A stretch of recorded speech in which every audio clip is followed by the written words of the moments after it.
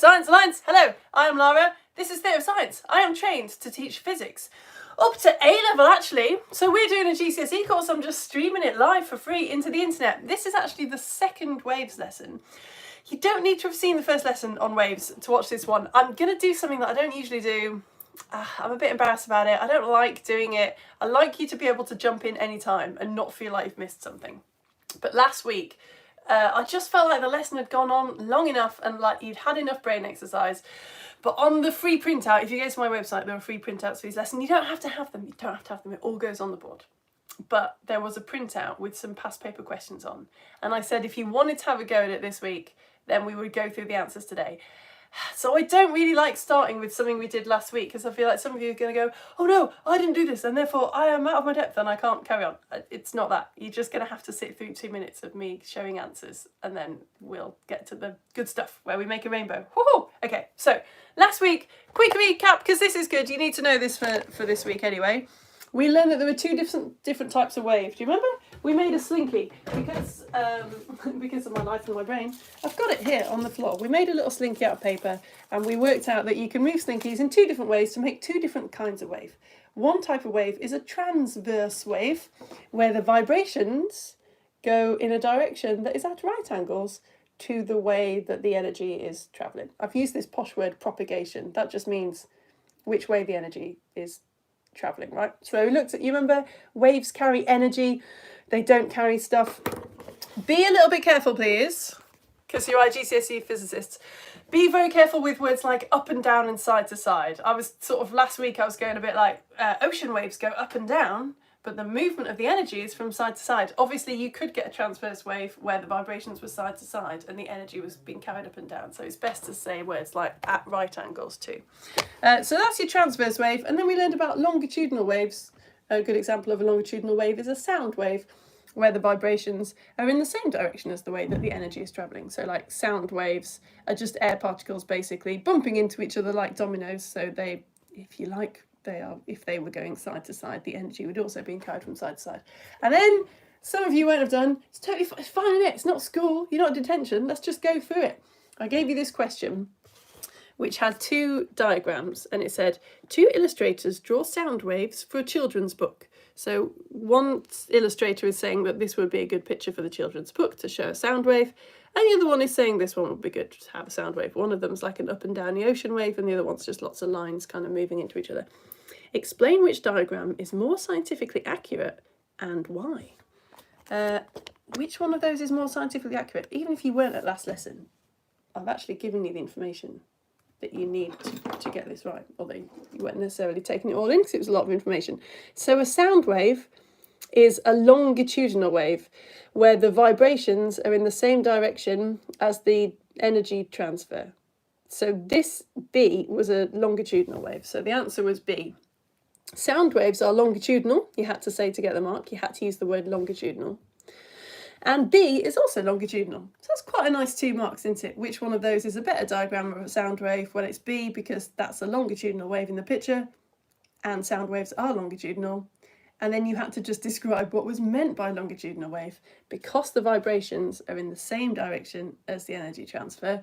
And that was another mark. If you did that and you haven't got any marks, don't worry about it. That's why we do past paper questions, isn't it? Because you probably knew all that, but maybe you didn't write sound waves are longitudinal.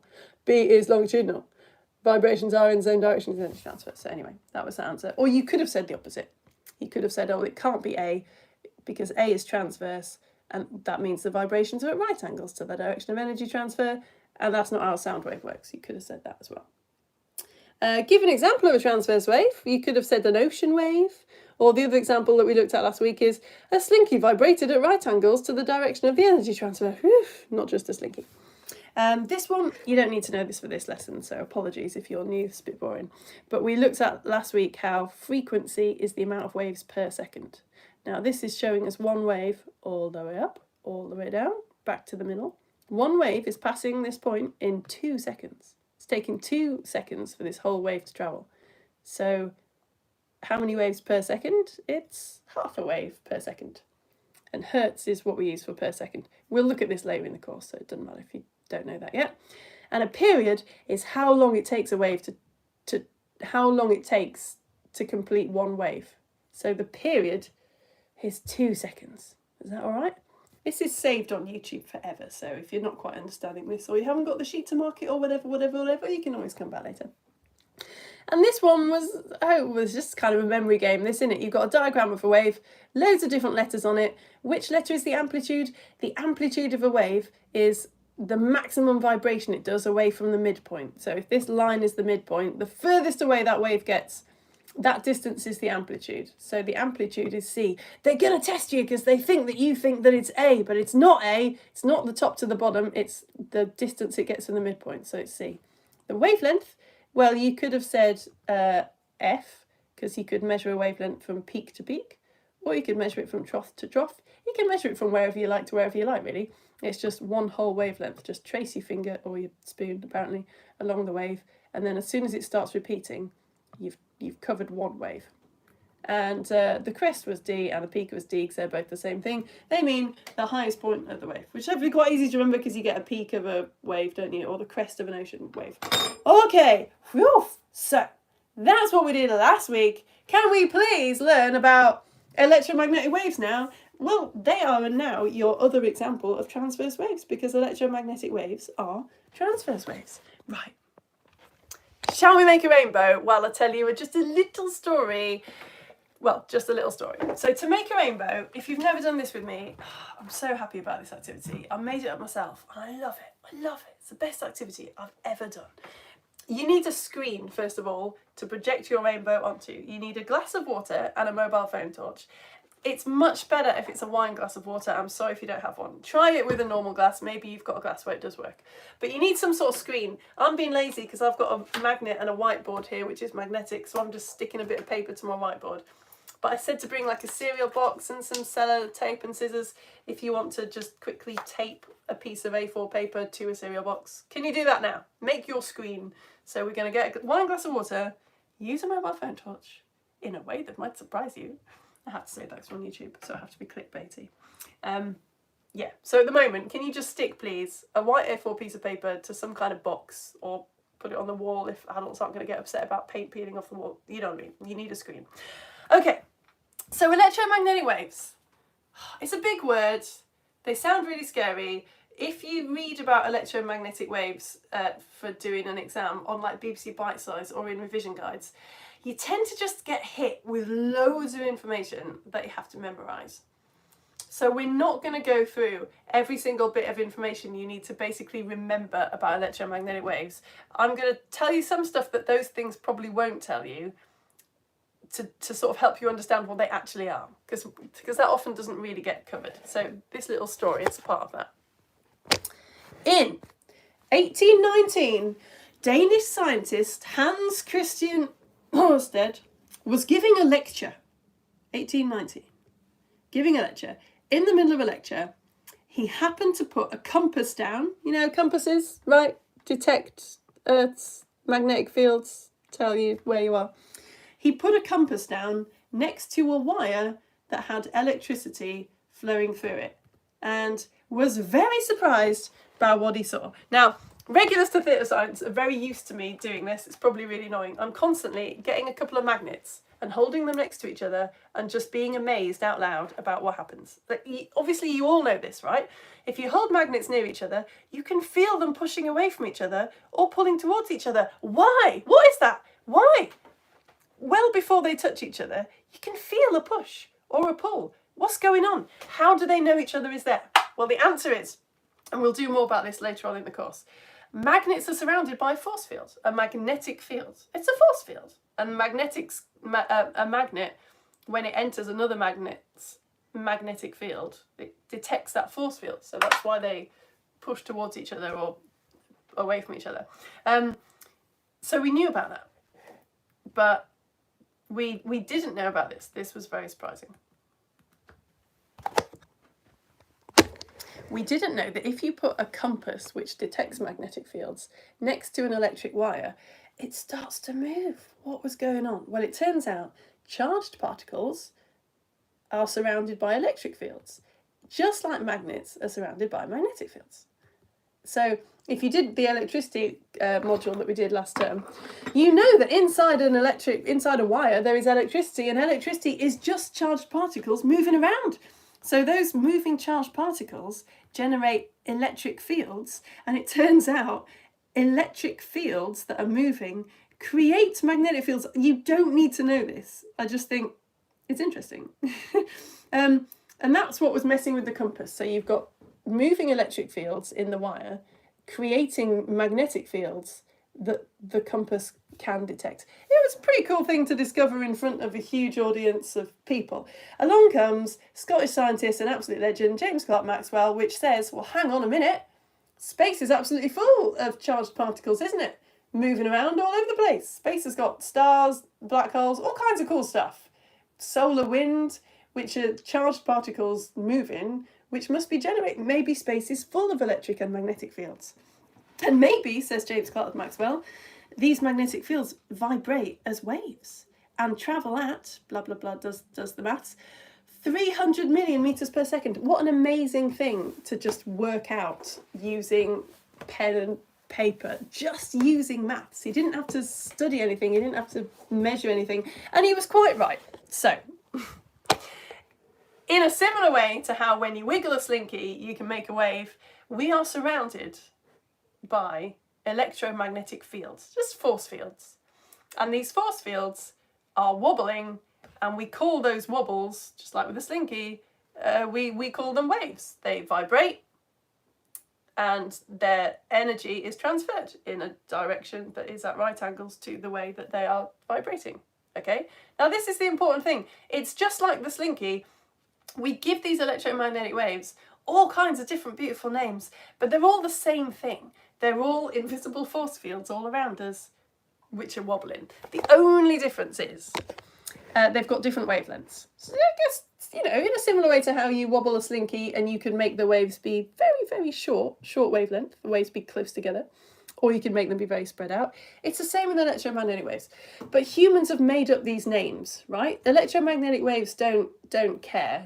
It's not like these ones are radio, these ones are microwaves. It's just a blurry little spectrum. But humans have said, okay, the really, really long ones, the longest ones, we'll call those radio waves. The ones that are a little bit shorter, we'll call those microwaves. And then the ones that are a little bit shorter still, we'll call those infrared. Some of these words you will have heard of because we use electromagnetic waves for a lot of stuff. Light's kind of in the middle. Ultraviolet, those waves are shorter wavelength. X-rays, even shorter, and gamma rays are the shortest that you can get. But they're all just wobbles in an invisible force field. Now, if you have you nearly sorted your rainbow? So if you've got a piece of white paper upwards to be a screen, can you put a wine glass pretty much full of water right in front of it? That's what you need to do next before we make a rainbow. Yeah, we've talked about how if you do an IGCSE physics exam, there's two different sort of companies that can write your exam. There's Cambridge or there's EdXL.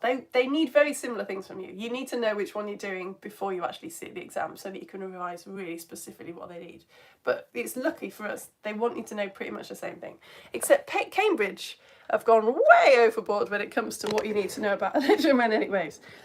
These are, so I've put the ones in italics that are Cambridge only.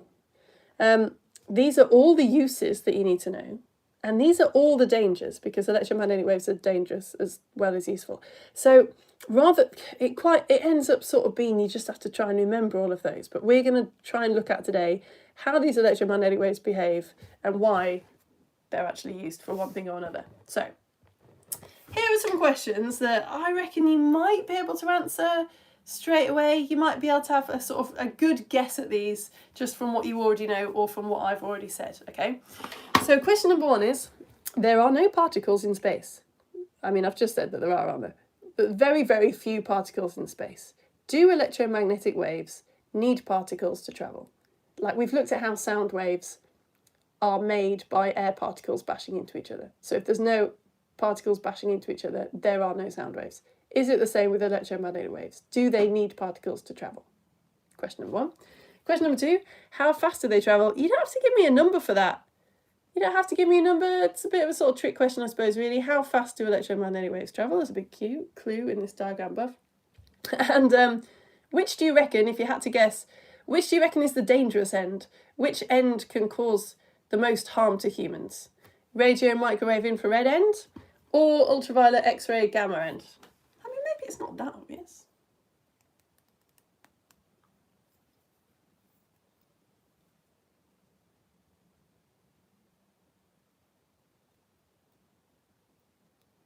We'll go through the answers and then we'll get this rainbow made.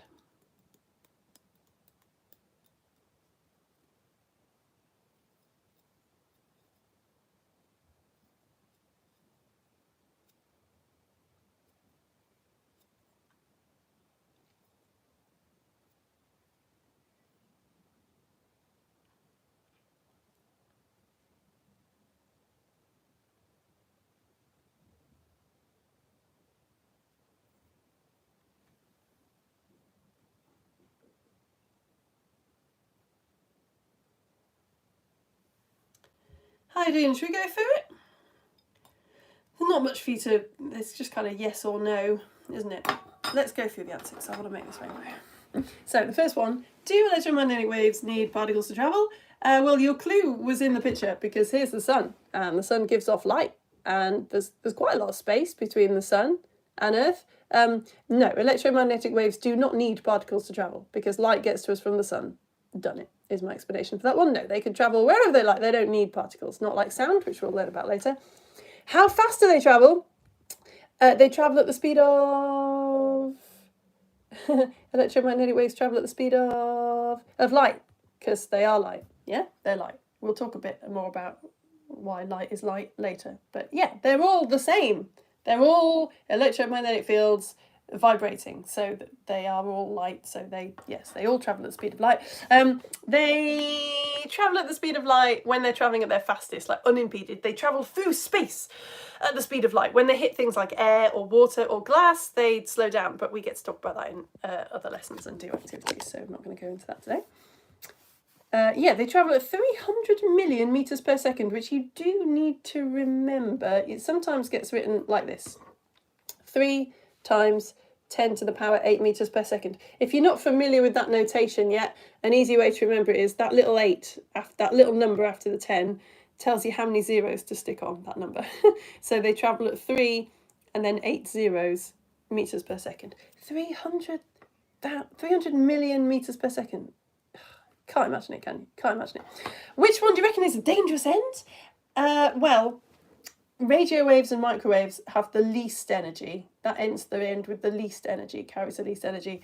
And gamma rays and X-rays carry the most energy. So they are the dangerous end. That's the dangerous end. Right, let's make a rainbow whilst talking about dangerous things.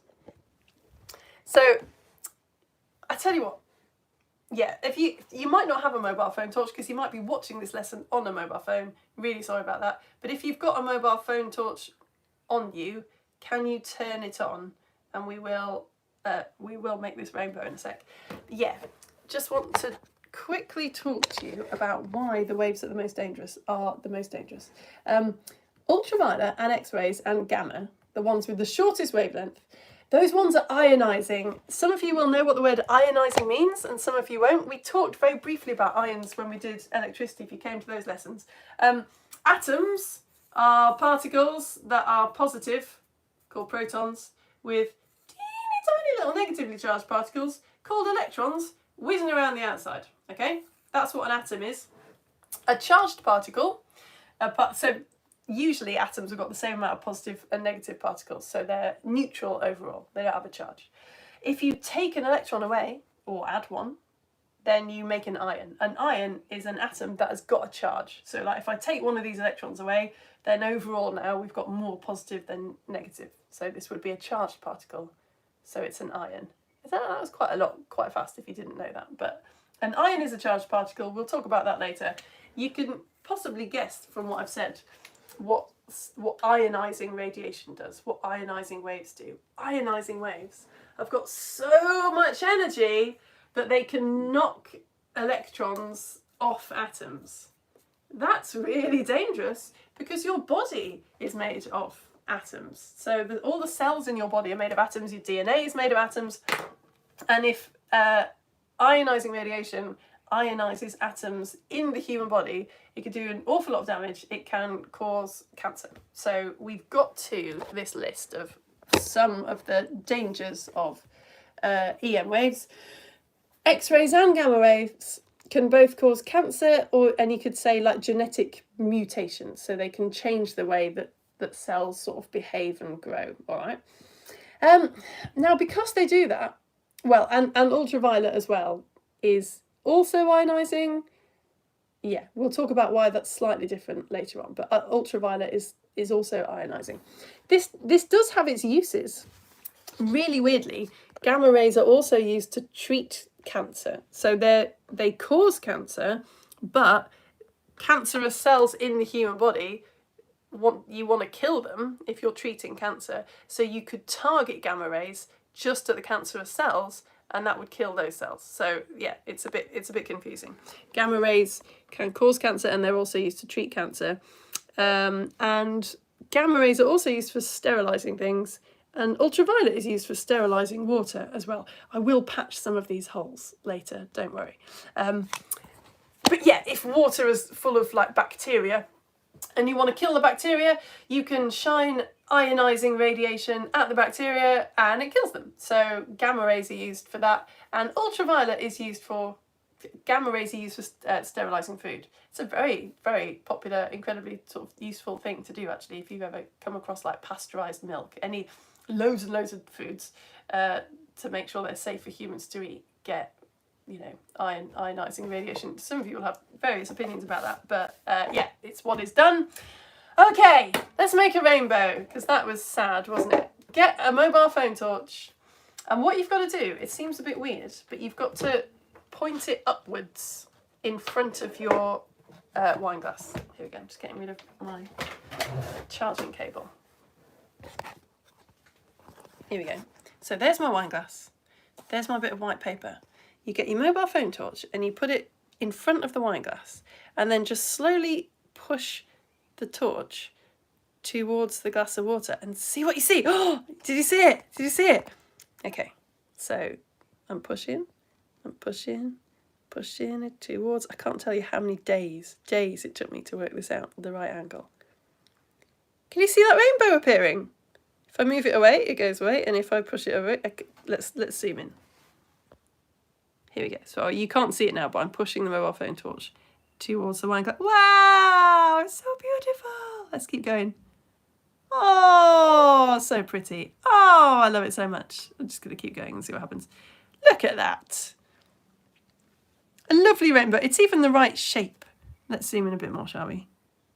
Oh, isn't that just gorgeous? Gorgeous, gorgeous, gorgeous. How many colours can you see in there? Now, we are using white light, which is just a load of LEDs mixed together, rather than sunlight. You'd see something different if we were using sunlight. But still, can you see that all the colours are really kind of...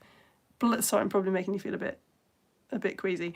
You see all the colours are kind of blurred into each other. Right, come back here with me. So for your exam, you not only need to remember... I'm just going to try and turn that off. You not only need to remember the order of the electromagnetic waves, that radio's over there, and then it's microwaves, and then it's, you know, ultraviolet, infrared. You also, sorry, I'm multitasking horribly there. You also need to remember the colours of the rainbow. Now, how I remember the colours of the rainbow order is just by saying red, orange, yellow, green, blue, indigo, violet. Just say it. I find that quite easy, but some people, like every child I ever taught at secondary school, like to remember the order of the colours of the rainbow by shouting Roy G. Biv as loud as they can. So you can do that as well if you like. Roy G. Biv, red, orange, yellow, green, blue, indigo, violet. I remember trying to teach my year 7s that and going, you can remember the colours of the rainbow, and they all just started chanting Roy G. Biv. It was weird. Anyway, it is a spectrum. So lovely story about how when Isaac Newton was experimenting with rainbows, projected a rainbow onto his wall, and apparently just invited a mate in. This is what I read, and went, oh, how many colours do you reckon are there? It's just such a beautifully unscientific thing for one of the most famous European scientists on the entire planet to do. How many colours do you reckon? Red, orange, yellow, green, blue, like darker blue, indigo. And violet, yeah, okay, let's say 7, because 7's a lovely number. There's kind of an infinite amount of colours in the rainbow because it's a spectrum, so they're all blurred into each other. Again, nature doesn't care this one is red and this one is orange. This is just a beautiful blur, but yes, you do need to remember the order. So, what is special about light then?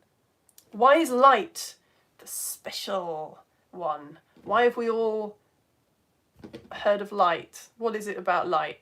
It's kind of a trick question. What's so special about light? You might know this from what I just told you. The thing that's so special about light is not anything at all, except we just happen to have evolved to detect it with our bodies, specifically our eyes. That's the only thing about light. It's, as far as the universe is concerned, there's nothing special about light at all.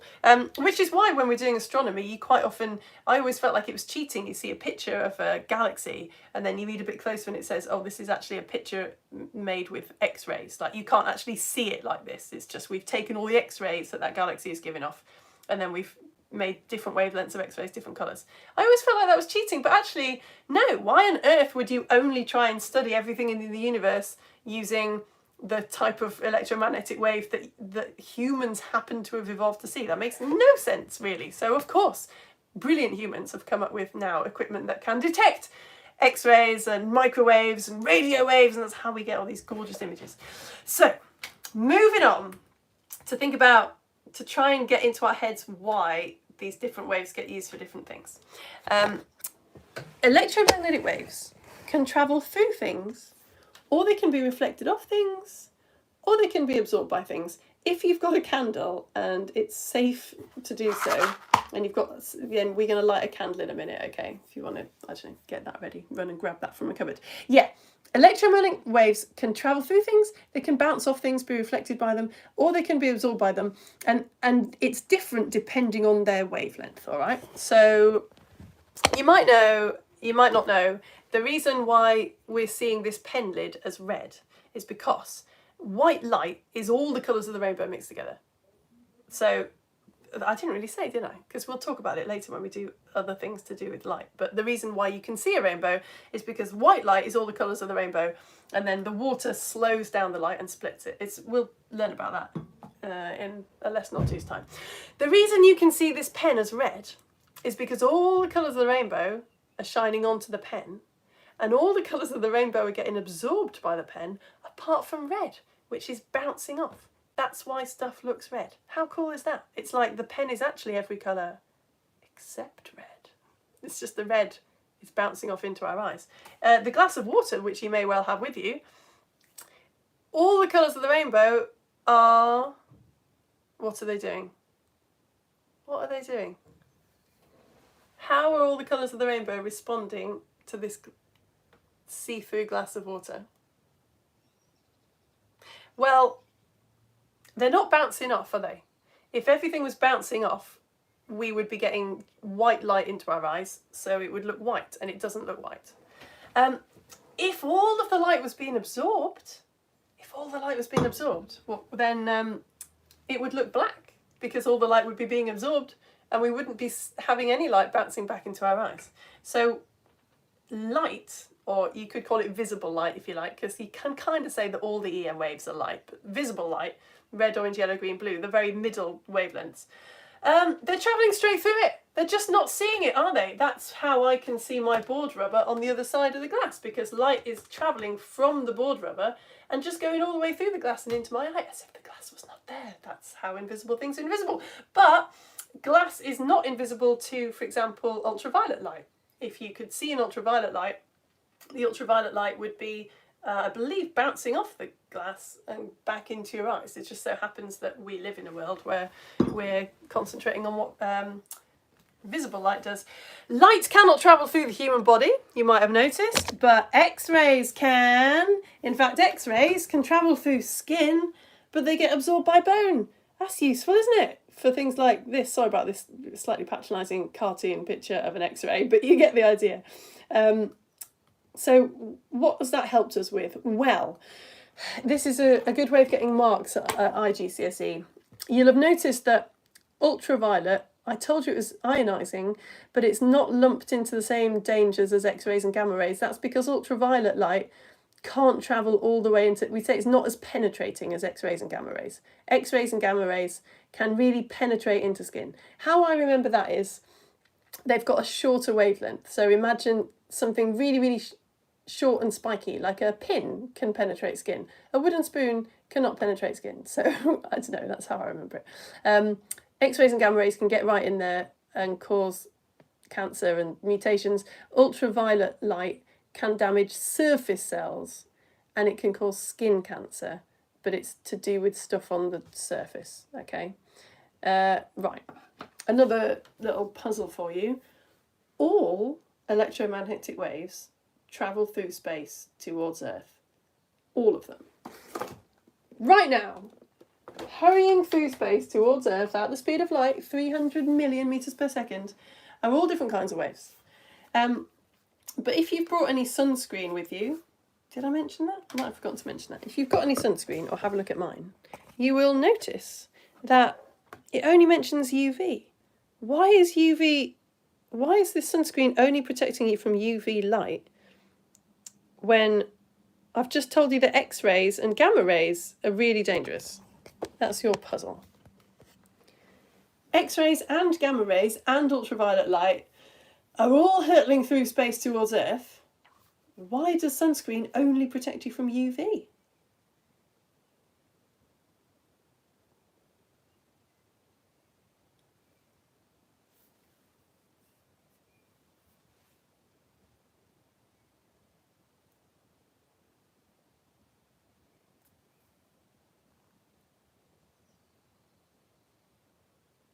There's quite a big clue in the, well, not a very big clue. There's a clue in the picture.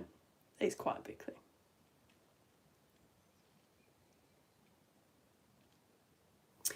It's because, well, here's a big clue for you. Can you rank these waves, radio, microwave, infrared, light, ultraviolet, X-ray and gamma, can you rank them from 1 to 7, where 1 can travel easily through Earth's atmosphere and 7 can't at all?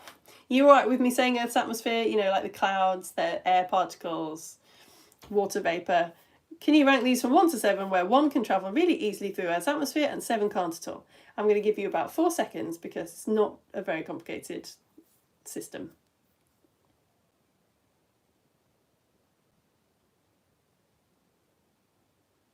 Well, you're okay with the fact that light can travel through Earth's atmosphere, can't it? Light can definitely travel through Earth's atmosphere. It's got to get to us from the sun. In fact, it just goes 1, 2, 3, 4, 5, 6, 7. Radio waves and microwaves travel really easily through Earth's atmosphere. Infrared finds it a bit harder.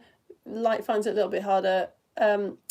Gamma rays and X-rays can't travel through Earth's atmosphere at all. They get absorbed. Hooray! And I've put lucky. It's not lucky, is it? Why is it not, in fact, lucky that gamma rays and X-rays are absorbed by Earth's atmosphere? Why isn't it lucky that we're not getting bombarded with radiation that would make us really ill and mean that we couldn't survive? It's not lucky because the radiation was there first, wasn't it? Humans have evolved on a planet where the X-rays and the gamma rays get absorbed by Earth's atmosphere. So yeah, it's not lucky. It's just that we wouldn't be here. Anyway, right. So ultraviolet light is the sort of dangerous one, really, because it can get through Earth's atmosphere. It can pass through, but it is still ionizing, right? If you're wondering what the UVB and UVA is, you might have guessed that humans just love categorizing stuff, don't we? We love it. So we've categorized all the electromagnetic waves, but even within those different types of electromagnetic waves, UV isn't enough for scientists. We need to separate out the UV light that's got a longer wavelength and the UV light that's got a shorter wavelength, and we do. We call it UVA and UVB and UVC. Right, can we tick off any more things on this list? Has this helped us to understand anything else that's happening? Yes! Radio waves are used for broadcasting and communications and astronomy. And microwaves are also used for things like satellite transmissions, satellite TV, mobile phones. You couldn't use X-rays for mobile phones because they don't travel very well through Earth's atmosphere, so you wouldn't be able to get the signal across. So radio waves, microwaves, used for communication because they easily travel through Earth's atmosphere. I put this little blob here to remind me. You'll have noticed microwaves are also used for cooking, obviously, microwave ovens. I'll be honest, I really researched this hard and I found a couple of different things. A lot of sources say the reason we use microwaves for cooking is because a certain frequency, a certain wavelength of microwave can be absorbed by water particles and like make water particles vibrate and heat up water. I read somewhere, and I can't find it again now, that that's actually a bit of a myth, and it's more that microwaves just use loads of very, very intense microwave radiation to heat up food. And if you used any sort of wave really intensely, then it would have a heating effect. It doesn't really matter for our purposes which one's correct, because you're probably going to be able to remember that microwaves heat up food because we call them microwaves in everyday life. But don't get confused and start thinking that microwaves are like ionizing, because they're not. They're on completely the other side of the spectrum. So all waves, if they are intense enough, will have a heating effect. Is that right? Anyway, I'm sure I've seen it written on a specification somewhere that they do vibrate water, so we'll stick with that. Radio waves, oh, they're so useful. They get used from radio telescopes and obviously radios. Like I say, stuff in space, giving off all different kinds of waves. If you're the astronomer that's lucky enough to be studying something in space that's giving off radio waves, radio waves can just travel through Earth's atmosphere. So you can just build a detector. It's got to be massive because radio waves are very long. Some of them can be miles wide. So you've got to build a really big telescope. But then you can just sit on Earth, sipping your tea on planet Earth and wait for the radio waves to travel into your telescope. If you're studying something that gives off X-rays, you can't do that, can you? You've got to put your X-ray detector on something which is out in space because the X-rays aren't going to get to Earth. Okay, can you, if you're allowed to do so, can you light a candle? And we will wrap up with something which I didn't know. I got through my GCSE physics course and my teacher training actually, and quite a lot of physics teaching without knowing this or not really thinking about it. Right, I've lit a candle. Why have I lit a candle? Well, for goodness sake, don't you pick the candle up. But what's the difference between the candle before it was lit and the candle after it was lit? Well, now the candle's giving off light. Why is the candle giving off light and it wasn't before? I'm being too cryptic, aren't I? I'm asking too many questions.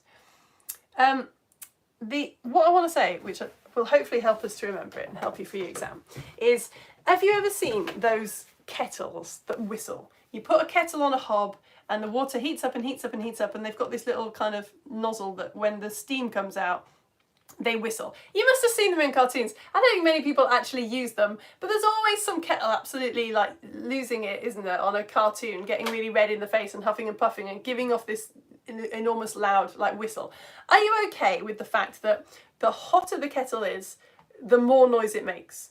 Yeah? If you've ever been in a room with one of these things, it's really useful. You can hear how hot the water is because it starts off just sort of mumbling at you, and then the hotter the water gets, the louder and louder and louder the kettle gets, okay? I've even done a picture to help you. It's the same with electromagnetic radiation. It's the same with EM waves. The hotter something is, the higher wavelength electromagnetic waves the thing will be giving off. So all objects in the whole universe give off electromagnetic waves. But cooler objects give off radio waves. If they get slightly hotter, they give off microwaves. If they get hotter still, they give off light. Things, in our experience, very hot things give off light. You wouldn't want to think about it. Anything you can think of that is hot enough to give off light, you wouldn't want to touch it, would you? It would burn you. And, you know, then we start talking about things in space that are ridiculously hot, that give off ultraviolet and X-rays and gamma rays. But they all give off, all things have a temperature. So all things give off EM waves. Because you might have heard of like thermal imaging cameras. We're nearly finished. I feel like I've been talking for absolutely ages. We are nearly done. Have you heard of like thermal imaging cameras? Cameras that are designed to sort of see in infrared. Everything gives off electromagnetic waves. But everything on Earth is at a temperature where it gives off infrared. So some things on Earth are hot enough that they're giving off light, but everything is at the right temperature to be giving off some infrared radiation. So even if I blow this candle out, which I'll do very carefully because it's all full of hot wax, This candle has cooled down, right? So it's not giving off light anymore, but it's still giving off infrared, the wavelength which is slightly longer. I just can't see it because I've only got human eyes that are evolved to detect light. But humans are amazing, and we've invented machines that can detect longer wavelengths than light, like infrared. So that's why you get images like this. This was on it's called like a thermal heat imaging. You're seeing in infrared here, and the darker bits are the cooler areas, and the lighter bits, like where the tyres are going against the road, are really, really hot. So the lighter bits are hot and the darker bits are cool. But the problem with this is it makes you think that infrared is some kind of special hot wave, and it's really not. So infrared gets used for cooking food, but the reason infrared gets used for cooking food is because it's just the right temperature. It just so happens that things at the right temperature for cooking our food give off infrared radiation. I mean, you can see this is giving off a little bit of light as well, but if it gave off too much light, it would burn the food. Do you know what I mean? Does that make sense? So infrared gets used for heaters and night vision equipment, because we just, because you couldn't, because you wouldn't use radio waves, because you wouldn't see that subtle difference, because not everything's giving off radio waves, but everything on Earth is giving off infrared, basically. Is that okay? We're not going to talk about visible light today, because I feel like it's fairly obvious that it's used for photography and vision and illumination, like lighting things up. It's used for optic fibres as well, but we'll talk about that in a later lesson when we talk about signals. Okay, I think that's everything. I think that, there's another activity you can do. Okay, I'm going to give you a question, and then I'll go down and just get the thing to show you the cool activity at the end, because it's another activity you can do in your home, and it's really good. Which wave do you give off? Last of all, which waves are you giving off? Careful. Be careful here. Which waves are you giving off? Which waves are you giving off? You are giving off waves, because I've told you that everything gives off EM waves. What temperature are you at? Well, everyone was saying infrared yesterday on Facebook. That's true, you are giving off infrared. You're not hot enough to be giving off light, but actually you are cool enough to be giving off some microwaves as well. Because like I say, humans have named these. Nature doesn't care, it's just a spectrum. So human beings are actually kind of over here. We are giving off a few microwaves. Cool, hey. All right, have a go at this then. This is our little... How much of that phenomenal amount of information that I just gave you have you taken in? Can you match the wave to the use, please? While I run downstairs and get my TV remote control to show you one last super cool activity. I've just realised there's no comments, is there? Sorry. Did I turn off comments on this video by mistake? That was bad. If you are on my if you've got a Facebook account, you can go to my Facebook page, Official Theatre of Science. Go to my Facebook page, and there's a post there where you can comment on my Facebook page. Sorry, I should have mentioned that earlier. But yeah, match the wave to the use, all right? So used for cooking, penetrate deep into food and are absorbed by water particles. Which wave are we talking about? Radio, microwave, infrared, light, ultraviolet, X-ray or gamma? Used to send mobile phone signals. Which one is it? You might not know that, actually. I didn't tell you that, and it's only one of them. It's a surprising one. I think you'll be able to guess between two. Used in communications, they travel most easily through Earth's atmosphere. 2 of these waves do that.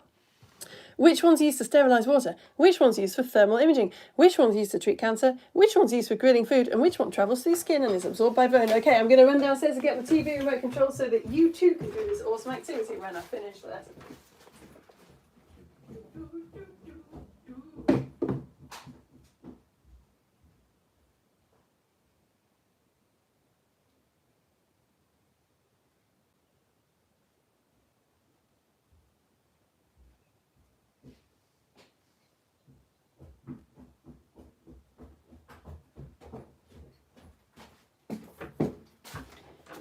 How are you doing?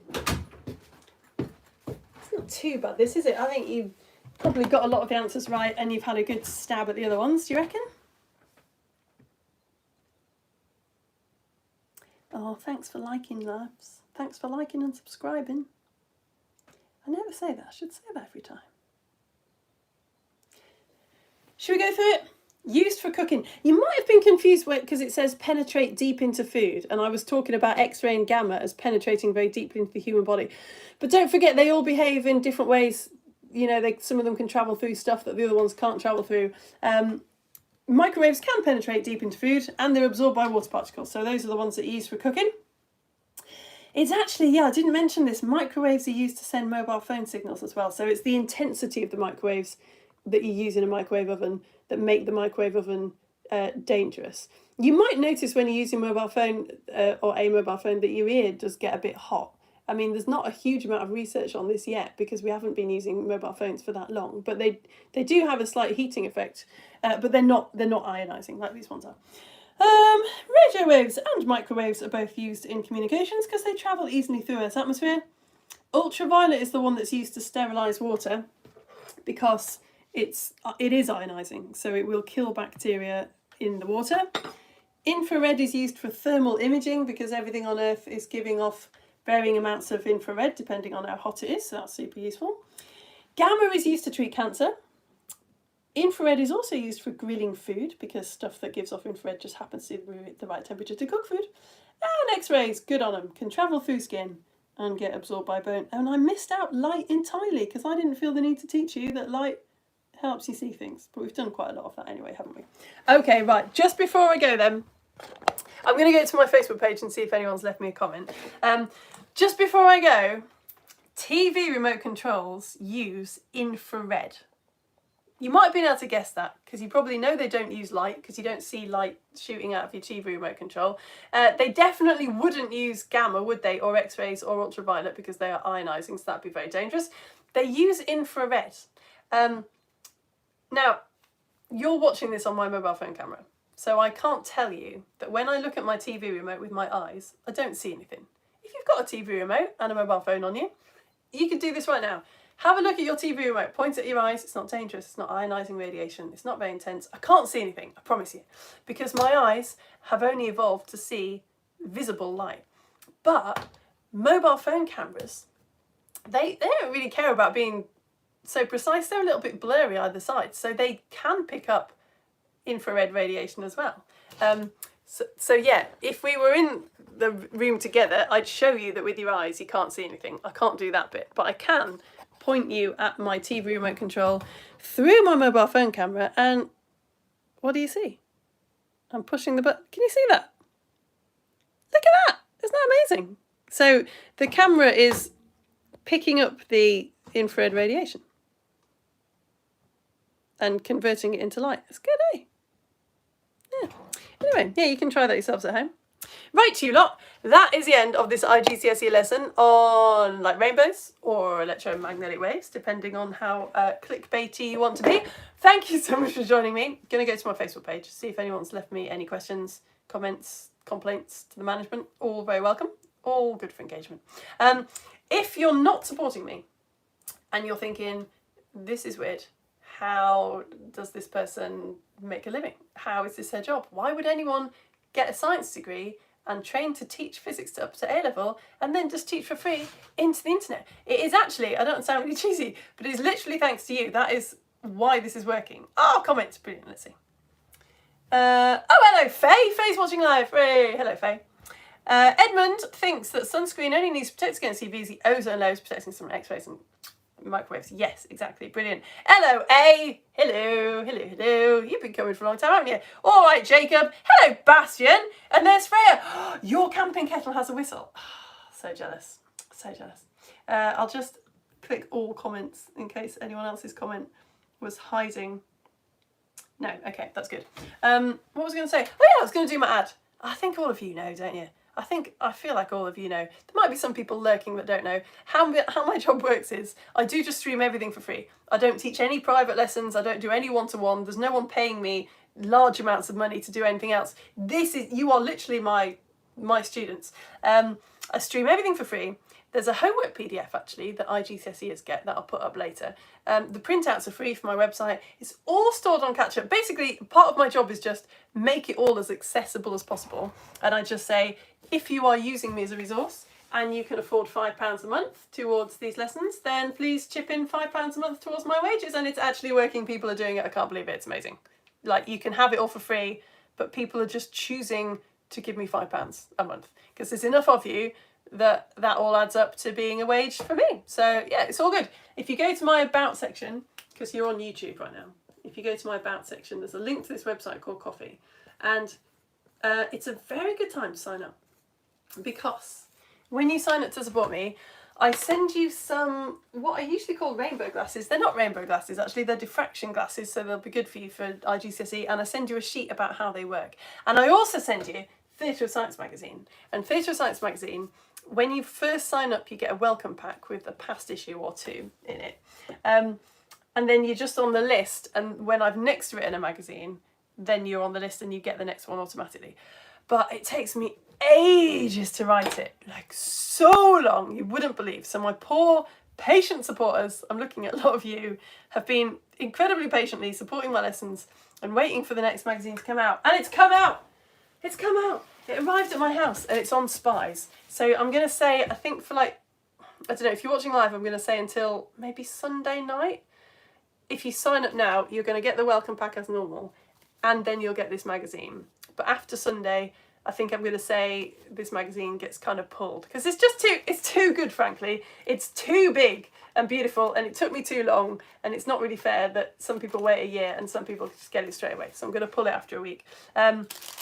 You get this beautiful, it looks like nothing, but I researched this so hard. You get this vegan, plastic-free piece of sealing wax, which is handmade, well, not handmade, it was made in the UK and hand poured, and you can do a little like wax sealing activity, like what Mary Queen of Scots used to do. And there's a James Bond jigsaw which has a hidden message that you have to reveal. I'm so excited about sending it to you. If you're watching live, I've got 2 lessons left to teach tomorrow, and then the whole family is going to be there, like packing and pasting and sticking and stamping, and I'm hoping I'll get it out in Tuesday's post. I'm really hoping, because Monday's a bank holiday. Okay, right.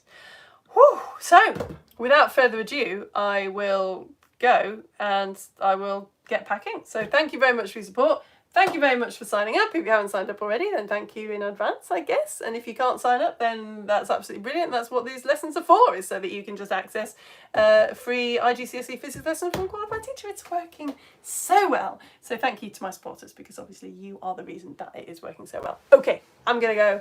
I'll see you next week. Bye!